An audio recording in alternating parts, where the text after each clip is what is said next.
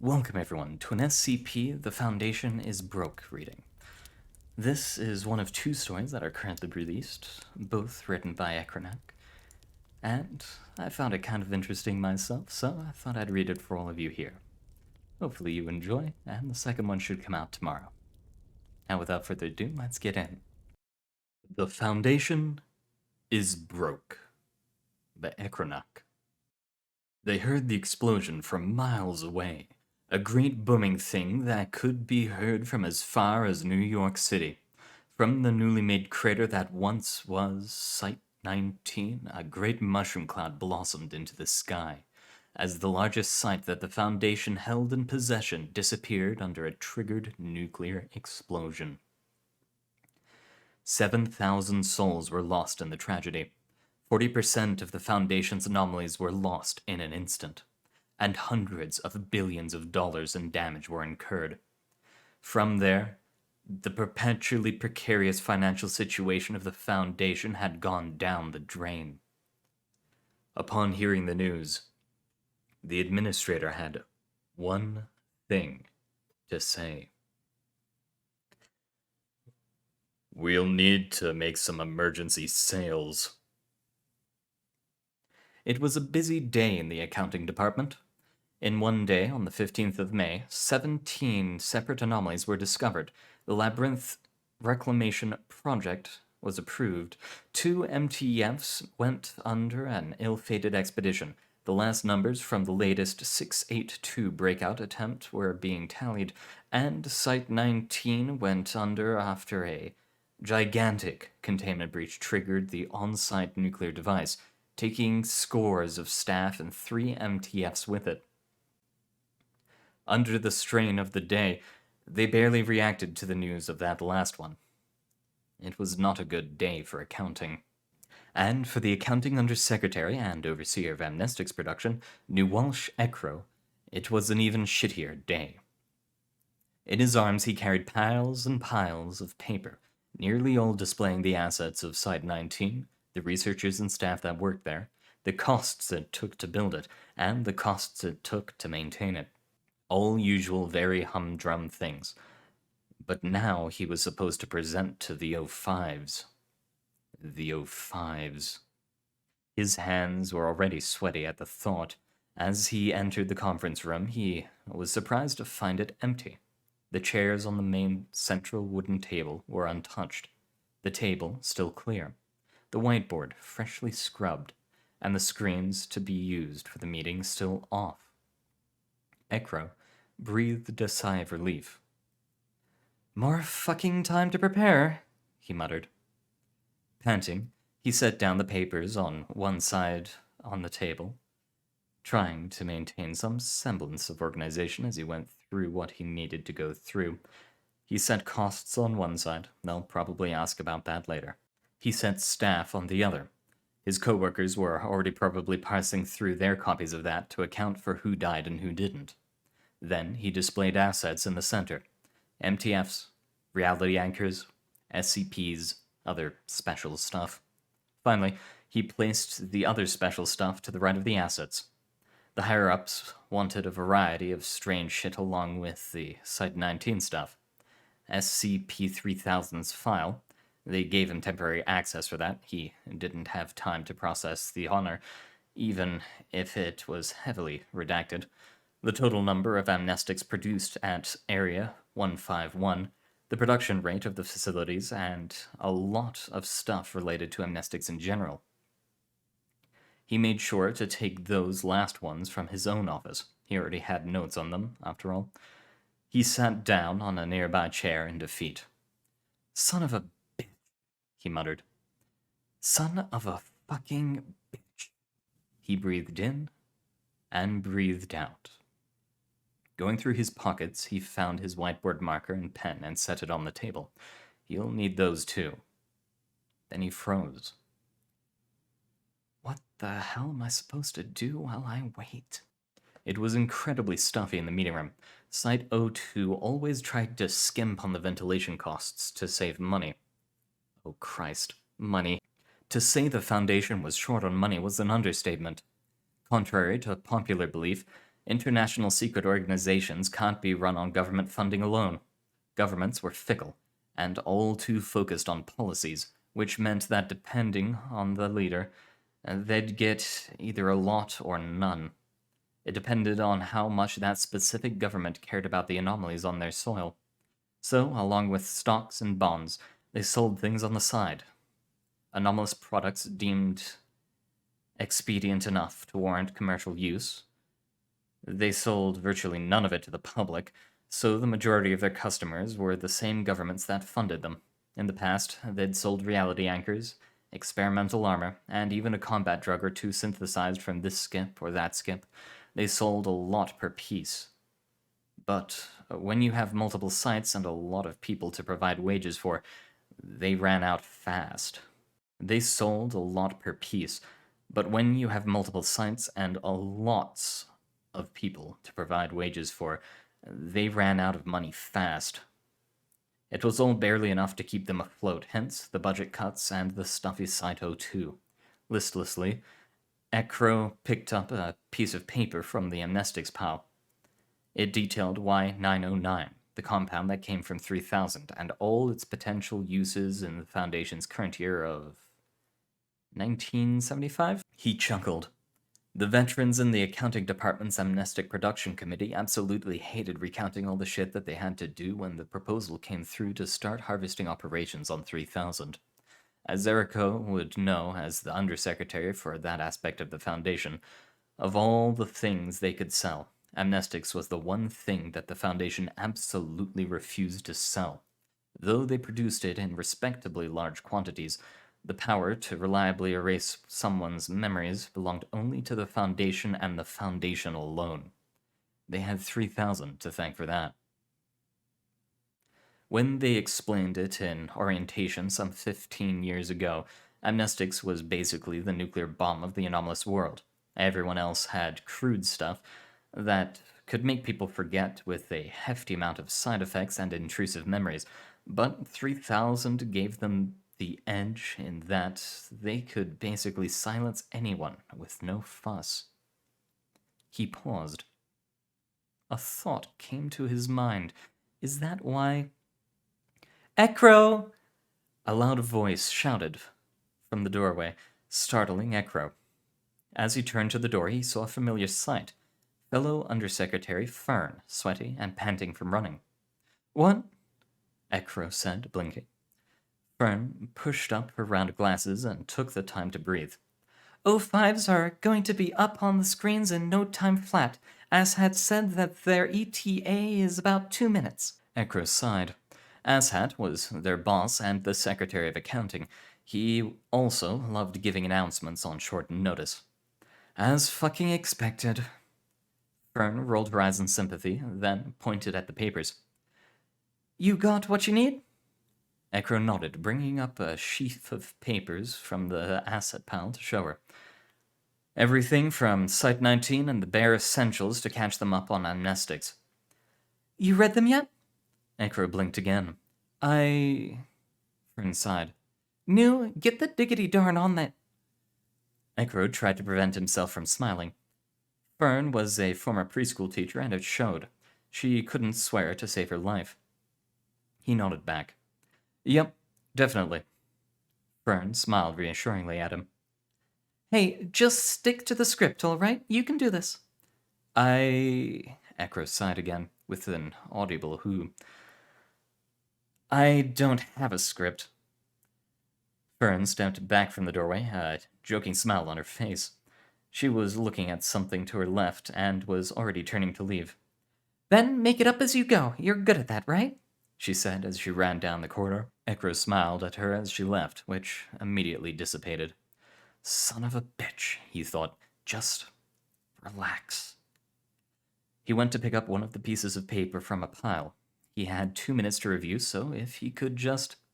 New Walsh! A great booming voice shouted from the speakers around the room, and at once Ekro sprung from his seat. What is it, sir? Ekro responded, nearly half shouting. Do I need to... Secretary Sun Woo Ryu, the boss they affectionately called Ashat, cut him off with a disapproving tone. Not Enough damn time. O5s are on the end of the line. Get to work. Ekro blinked. But 7 and 13 are about to go live in 3. Immediately, Ekro rushed to pick up the marker on the table. 2. On the board, he began to draw figures that would be relevant to his presentation. He did a double take on the screen. Did he have enough time, or... 1. At that, the screens blinked open, and the faces of 05, 7, and 13 greeted him. Sweat beaded on his forehead. He went to bow. Good day, overseers, and welcome to my presentation. His voice was smooth. Ooh, shit. So far, so good. Just sell them the briefing. Please begin. Show us the numbers.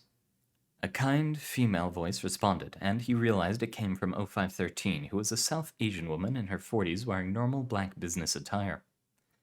Ekro cleared his throat. His knees were shaking. His voice still remained clear and composed, though. He began to speak. Make it up as you go. Make it up. So, as we all know, at 9 a.m. Eastern Standard Time, Site 19 underwent a catastrophic containment breach. As per standard protocol, we dispatched 3 MTFs to the scene in order to supplement the site security on the ground. 3 hours later, at 12 p.m., following evacuation of the site that saw 70% of its staff successfully off the premises, Site 19 was deemed too far gone to recover without breaking the veil, and preparations were made to trigger the on-site nuclear bomb. He breathed in. No faults yet. Good. And so, at 3 p.m. in the afternoon, following the evacuation of what was left of the 3 dispatched MTFs and site security, the Overseer Council gave the go-ahead, destroying Site 19 and all anomalies within it. He surveyed the faces of the O5s. He already saw the drawn expressions of exhaustion and exasperation on their faces. He continued, drawing on the board as he did. As of 7 p.m., the final tally of staff casualties is 6,304. The remainder of the casualty list is made up of MTFs and site security, which were no more than 962. He paused to get his bearings, then moved on. This constitutes the worst loss of life in the Foundation history since the Cold War, and is an appropriate seismic shake to the modern Foundation. As it stands, we have lost 400 anomalies, which have luckily shown no post-destruction after effects and hundreds of billions of dollars in losses. Oh boy. 05-7, a portly Mediterranean man with an ornate necklace around his neck, muttered. The other 05 didn't say a thing, but her reaction could be seen plainly on her face. 0513 was leaning back in her chair and looking up in despair. Is that the final damn tally? 05-7 asked, irritated. Please tell me it is. Ekro decided to be honest. Since 7 p.m., we're still trying to tally the missing, which comes up to 307 among the staff. There are also investigations being made by the New York State government, which the Department of Disinformation is currently in charge of. As of now, the Office of the President is trying to contact us regarding the detonation. We know, 05-7 said, exasperated. Just fucking great. Now we have to go ahead and make sure the president is on the line. 05-13 sighed. 05-7, please control your language. 05-7 paused. Right. Sorry. He pinched his nose bridge, then motioned to Ekro. Please continue, Undersecretary. Ekro obliged. As of now, the Department of Accounting is reeling from the loss of Site 19. We are currently redeploying all the evacuated personnel to other sites, with the same applying to the anomalies that we recovered. What of SCPs like 239 and 173? 05-13 asked. Have they been recovered? SCP-239, thankfully, is on her way to Site 17. The same applies to SCP-173. Which was undergoing testing at the time and was successfully recovered with no additional loss of life. What about 682? 05-7 said. Have we found it yet? 682 has been considered missing. We do not know if the nuclear bomb destroyed it, but considering its hardiness, it wouldn't be out of the realm of fantasy if it is still alive under a kilometer of rock. Thank you, 05-7 said, leaning back. He gave a motion with his hand. Please, Continue. Ekro cleared his throat again. His legs had started shaking less now. He interpreted it as a good sign. As far as site losses are concerned, 19 is definitely one of our most catastrophic in history. Accounting will aim to give Overseer Council the best in presenting the numbers, and will resume our duties in making sure the budget is adequately allocated to whatever action the Council elects to take. He looked at the both of them. That is all. Thank you very much for listening. A silence intervened. That's it? 05-7 said. What about the amnestics production? Ekro's lip quivered. I admit that I did not know how to incorporate it into the presentation regarding the loss of Site 19, but if you wish, I can present the long and short of the Foundation's current numbers in terms of amnestics. Please do so, 05-13 piped up. We requested the information for a reason, Under Secretary Ekro. His knees began to shiver again as he moved to the table to retrieve the summary that he had typed up 20 minutes before. Looking at the O5s, he began to speak. Would you like to hear the summary or an in-depth presentation? O5-13 spoke. In-depth, please. Ekro nodded. For the next 10 minutes, he spoke about the current statistics on the Foundation's amnestic production and use. 70 tons produced in Site 151 per year. 20 tons on average consumed on various operations, with more than half being consumed by the Department of Disinformation, and ending on the efficacy of modern Foundation amnestics compared to that of other anomalous groups of interest. Along that, the O5s nodded and listened in silence, but didn't ask any questions. I see, O5-13 said as he ended. So a significant portion of our amnestics are currently being stored for future use? Ekro nodded. 50 tons in net production, Madam Overseer? O5-7 crossed his arms. And has accounting tallied the prices of amnestics on the market, specifically those of Marshall Carter and Dark? Ekro cocked his head. Well, yes, but I don't see how... Answer it, please, O5-13 said. Ekro swallowed. Marshall Carter and Dark currently sell amnestics to their clients at about 100 million per ton. Their clients include governments and terrorist organizations. O5-13 spoke. I see, and seeing our lead on other amnestics from our competitors, what would our price be? Ekro swallowed. Our price? Yeah, O5-7 said. Our price. Oh, well... This is unorthodox, he thought. Considering our advantage over other amnestic alternatives, we could presumably price it at 300 million per ton? A silence intervened again as the O5s mulled his words over. Based on my experience, I mean, he added. He looked up. Overseers, may I ask you a question? Proceed, Under Secretary, O5-13 said. Why are we speaking of amnestics when we are talking about Site 19? O5-7 sighed. All agree on telling him? Agreed, O5-13 said. He cleared his throat. You are the current overseer of the amnestic production, correct? Ekro's knees shook harder. His nerves had started to get the better of him. Yes?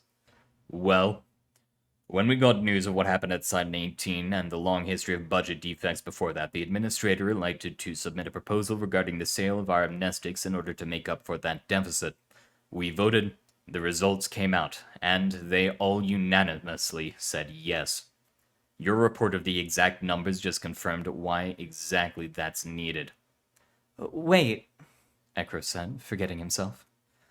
You approved the sale of our amnestics? What about the repercussions? O5-13 cut in. We have considered that and deemed that the potential effects of the sale of our amnestics are undercut by our needs for funds, as well as the changing landscapes of the world behind the veil, she breathed in. In short, we have need for funds, and though the Foundation is not for profit, it still needs funds to keep it running, and amnestics are our largest avenue for the procurement of those funds. 05-7 nodded. Yeah. Plus, Undersecretary, in accordance with that proposal, we are splitting the Amnestics Production Committee from the Department of Accounting and folding it into the newly established Department of Surplus, he breathed in. Effective immediately. He looked at him. You do have a background in sales as well as accounting, correct? Ekro nodded. Yes? His response came out as more of a question than an answer. To that end, 05-7 said, we have decided to appoint you the new Secretary of Surplus, again, effective immediately. Ekro's knees stopped shaking at that instant. What, sir? You will be given a level 3 clearance as well as your own section at Site 02, 05-13 continued. It will be a stressful job considering our need for funds, but if you would like to take it... Ekro couldn't find the words to express what he was saying. He was dumbfounded. I accept, ma'am. Thank you. It came out robotically. Good, 05-13 said. We will make the arrangements later. As of now, you have a job to do, Secretary Ekro. Oh, what is it? Ekro said, blinking a few times as he tried to digest what had been said seconds earlier. We are dispatching you to secure a deal with Marshall, Carter, and Dark, 05-13 said. Liaisons are already working on securing you the meeting. Good luck, Mr. Secretary. The Atlantic was a dark expanse that stretched out before him. Ekro fucking hated it. It only took him half an hour to get from the conference room to the Foundation's airstrip. The O5s wanted him to fly out immediately. Asshat was stunned to see him go. He had been listening in on the conference from the control room as an observer, and even he was shocked to see his subordinate promoted into becoming his equal. Ekro didn't hear any words from him then, but he was most certain that he'll get them later on. The interior of the plane rocked. Turbulence was a bitch. They were already set to land in Spain by the early morning the next day, and a few hours after that, the meeting with the representatives from Marshall, Carter, and Dark. If Ekro wasn't nervous then, he was so much more nervous now. The O5s had fast-tracked it. One moment it was them telling him to head to Spain, and the next it was meeting details, location, protocol. He shuffled in his seat. He hadn't had any sleep for the past hour, even though he most certainly knew that he should get some. Toledo was only 6.5 hours away. Hey, Mr. Secretary, a voice said from behind him. You all right? Ekro scoffed. No, he said in a light tone. Actually, I feel kinda shitty. Sierra Fern sat opposite of him, crossing her legs in her pencil skirt as she did. She pushed her glasses up again. Well, I'm your undersecretary now, so it's my job to at least sorta alleviate that stuff. Ekro crossed his arms and smiled. I'm glad you're here at any rate. I feel safer having familiar faces around me. Heck yeah, Fern said, pumping her fist. Shame it's only gonna be both of us right now, though. Didn't the O5 say that the people from the Amnestics production were joining your department? Ekro hit his head against the soft headrest of his seat. Yeah. She crossed her arms, smiling. As well as half my peeps in statistics? Ekro sunk lower. Yeah. Fern chuckled hard. Add a fourth of the Department of Marketing to that, and we got a lot of shit to manage. We gotta coordinate with the Department of Amnestics, too. She reached across the chair to pat his shoulder. Hey, boss, don't worry, we got your back. Chin up. Ekro looked at her incredulously. I was just given the job of saving the Foundation, and now I'm supposed to be shipped to Toledo in order to negotiate a deal with MC&D, which may or may not turn sour. He sighed with a ghost of a smile. Why the hell should I have my chin up? Fern chuckled again. At least you aren't given the freaking job of actually sorting out 19. Asshat's in his office doing that right now. God, Ekro said jokingly. Imagine the stress of coordinating all the numbers of that shit show. 400 anomalies, 8,000 casualties, and he has to redirect thousands more to other sites. You wouldn't envy him, right? Fern said, smiling. Plus, you're in sales now, not accounting. Aren't you supposed to be the presenter extraordinaire? When I'm given ample damn time to prepare, yeah. He shook his head. When I'm given 9 hours before we set down in a country I've never been to before, no. He raised his hands in exasperation. I'm scared out of my fucking pants. Have been since the conference room. Fern jokingly scoffed. So, why did you say yes then? Ekro raised his eyebrow. What do you mean by that? Why did you say yes to the promotion? She was watching him intently.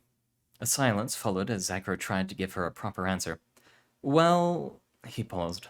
Answers were usually his forte, but this got him stumped. Because I was pressured to. Fern chuckled briefly. Liar, she said. Ekro crinkled his forehead. Wait, what do you mean? She looked over her seat down the corridor of the plane. Populating the other seats were a variety of soldiers, type security mostly. She turned back to him. You think they'll be necessary? The suits? He peeked out from his seat.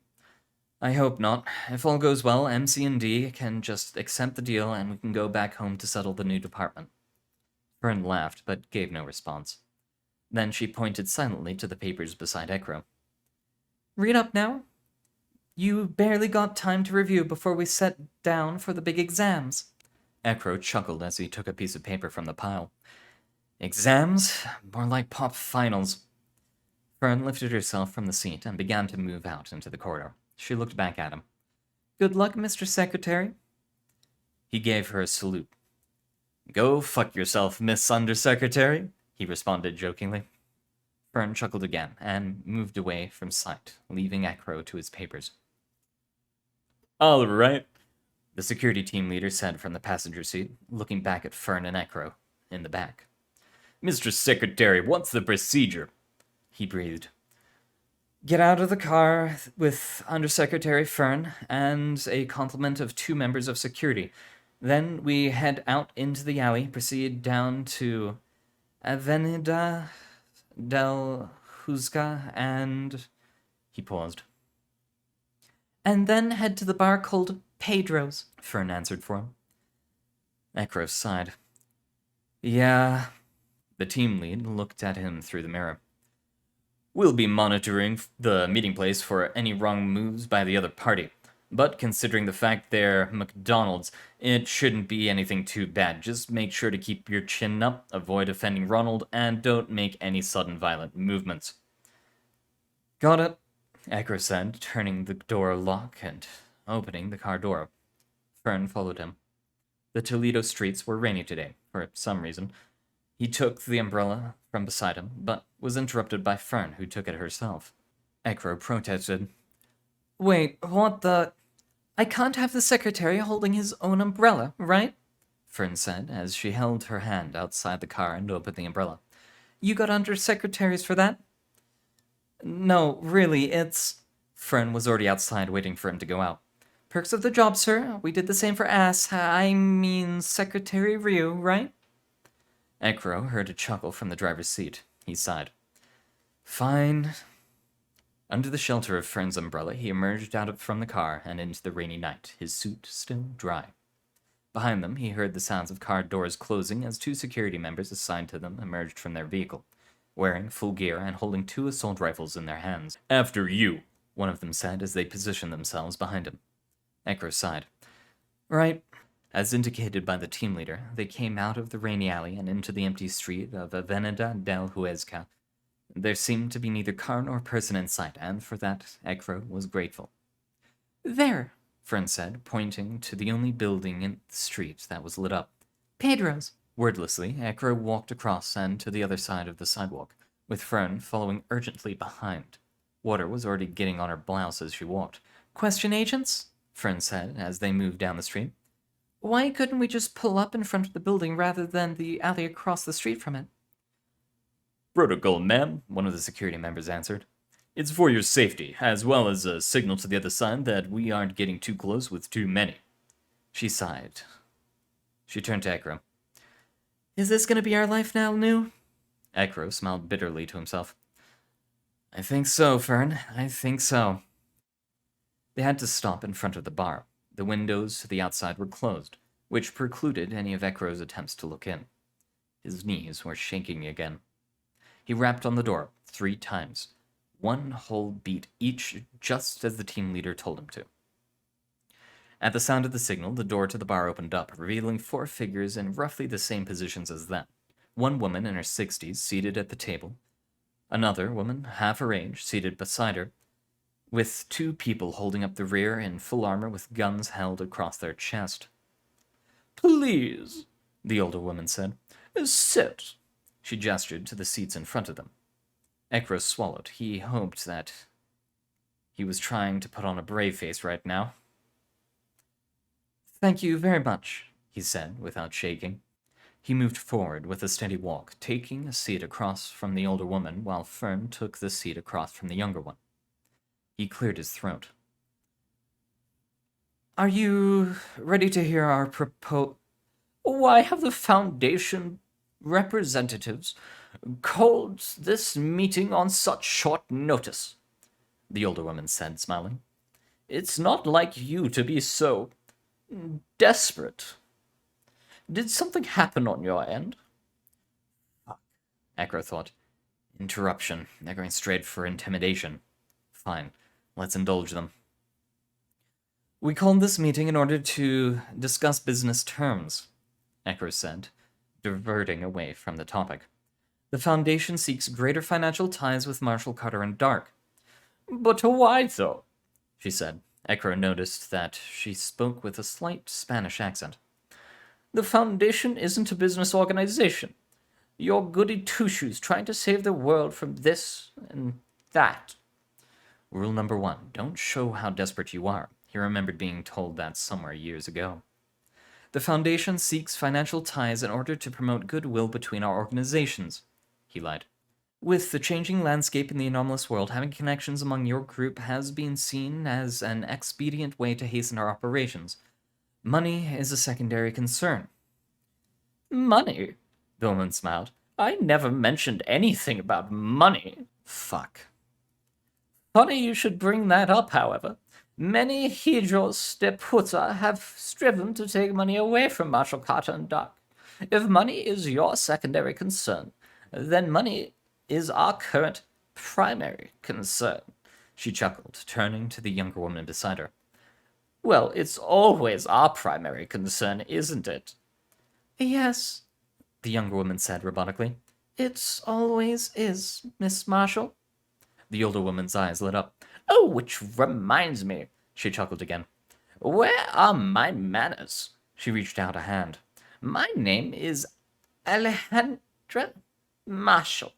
I am one of the vital parts of this organization. Ekro looked at her hand guardedly and reached across the table to shake it, remaining seated as he did so. Pleasure to meet you. My name is Mr. Ekro. He turned to Fern beside him. And this is Miss Fern. We work for the Foundation's Department of Surplus. Surplus? The young woman said. She analyzed their faces.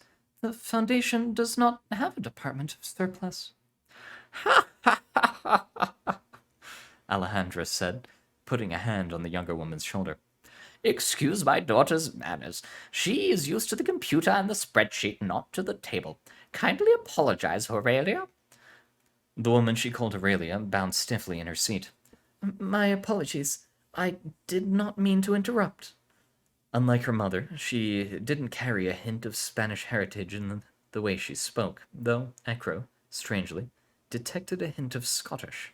Aurelia raises a good question, no? Alejandra said, leaning forward. What is the Department of Surplus? Ekro looked down, then up at her. He decided to gamble. Fern, please educate them. Fern looked at Ekro, then back at Alejandra and Aurelia. You sure? She whispered. Educate them now, Ekro said, uncharacteristically firmly. Fern was taken aback, but she obliged. She turned to the mother and daughter in front of her. The Department of Surplus is a new branch of the Foundation, dedicated to the sale of extraneous assets that we do not need, she said curtly. After a pause, she moved to speak again. Ekro tapped her shoe with his foot, and she immediately stopped. Ah, Alejandra said. And I assume that surplus is what you're trying to sell us now. Yes, Ekro said with a bored tone. Inside, however, his heart was racing.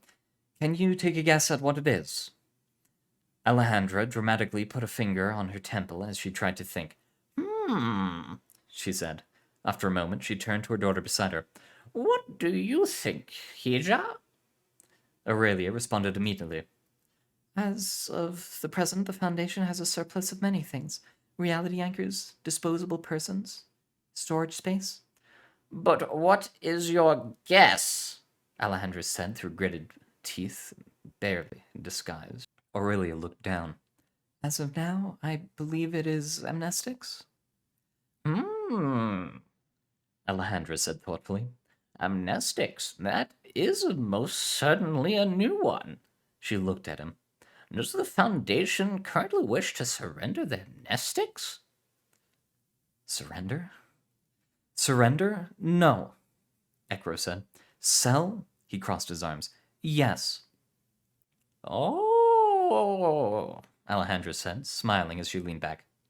Is the Foundation willing to relinquish their monopoly on their improved amnestics? She spoke playfully. I admit that we knew about your recipe for a long time, but our ingredients to make our own are, of course, limited. You most certainly know why. Ekro kept his poker face underneath the table, and his knees were shaking violently. As I said before, the Foundation wishes to create greater financial ties, and the one way we can do that is through a limited deal of amnestics. But the Foundation has always kept the amnestics card close to its chest for nigh on. She turned to Aurelia. 50 years, Aurelia answered. Yes, Alejandra continued. It's like the atomic bomb of the Foundation, somewhat. She leaned closer. Are you right in that you are desperate enough to give them away to other organizations? Check, Ekro thought. His knees were shaking even more violently now. He paused. A silence intervened. At that moment, the favor of the huge deal hung in the balance. What's his next move? His lip quivered. Shit. He looked at Alejandra in front of him, and his face hardened. Bluff. Señoras, los árboles no le dejan ver el bosque, he said, mustering a Spanish phrase he learned in high school. The trees don't let you see the forest. Alejandra raised an eyebrow. Excuse me? He interrupted her. We came here to offer you an olive branch by speaking to you about possible terms regarding a partnership between the SCP Foundation and Marshall Carter and Dark. He gritted his teeth even as they shivered in his mouth. And now you say that our motive is one made out of desperation? Alejandra furrowed her eyebrows. Her expression changed from one of confidence to surprise. I do not know what game you're playing, but... He looked at her with a withering gaze. The Foundation does not seek to make a profit, yes. We were ready to allow you full access to our amnestic stock, but it is here that I put that to a stop. Ties or not, we will disagree on the fundamental terms, it seems. Behind him, Fern was tapping him with her shoe in panic. What the hell are you doing? She seemed to say. Full access to your amnestics? Aurelia said, looking at him incredulously. It was the original plan, I confess, Ekro said, half lying. But now I see that this partnership is amendable to the Department of Surplus. We will be leaving now. He turned to leave, springing from his seat in mock anger. He took a step. Any time now? Beside him, Fern was confused, but following Ekro in turning to leave. He took another step. Come on. Wait! The voice of Alejandra said from behind him. Wait. Yes! He turned. His knees had stopped shaking. His expression showed his irritation and boredom at the entire situation, but he couldn't be more exhilarated. Yes, he said irritably. Please sit back down, Alejandra said, gesturing to the seats opposite her.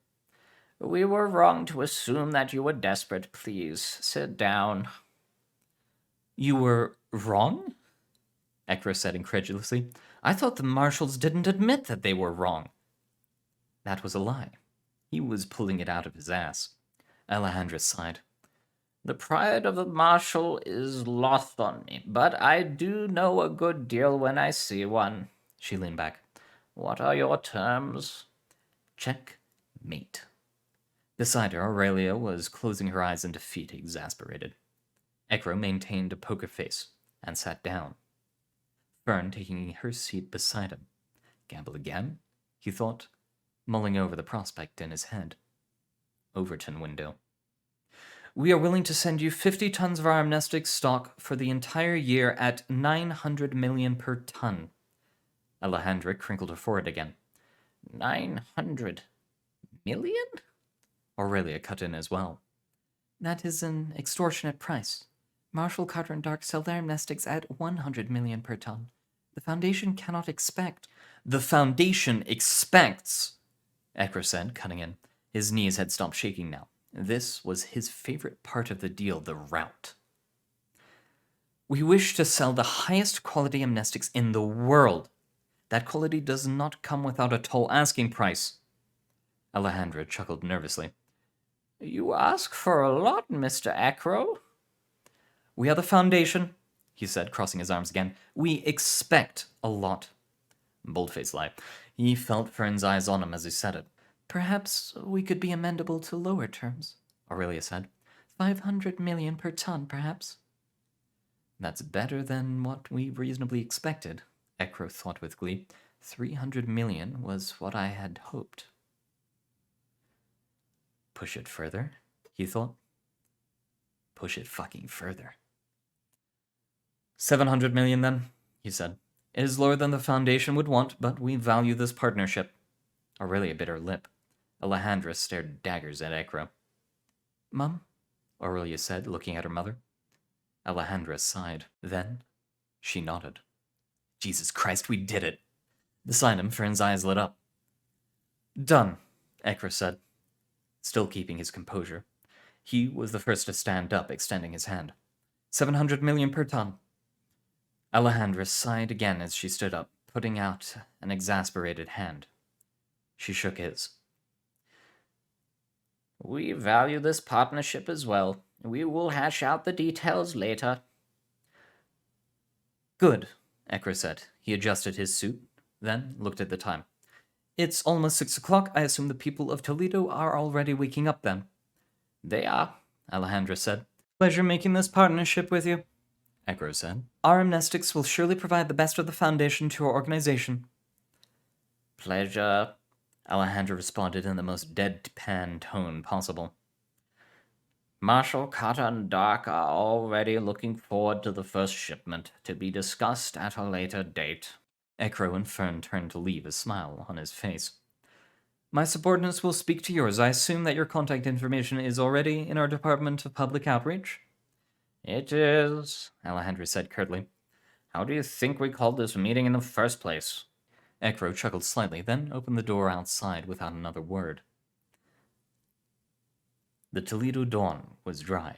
All signs of the downpour from earlier were now drying on the ground.